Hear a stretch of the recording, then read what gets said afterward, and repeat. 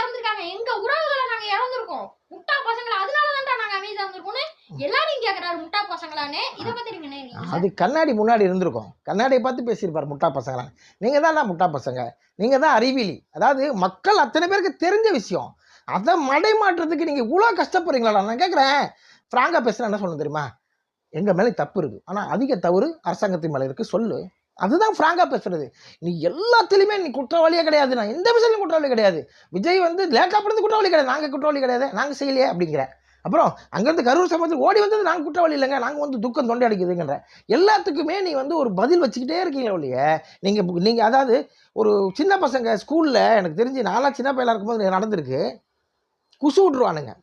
குசு விட்டுட்டு பக்கத்தில் இருக்கிறவங்க சொல்லுவான், இவன் தான் அவன் தான் விட்டுருப்பான். விட்டது எவன் விட்டானோ அவன் தான் ஃபர்ஸ்ட் வெடிப்பான். இல்லை யாரோ குசு விட்டுருக்கான் நாரதுறான்னு சொல்லுவான். அந்த மாதிரி உனக்கு ஒன்றுக்கு வரலன்னா கூட கவர்மெண்டால பொறுப்பு.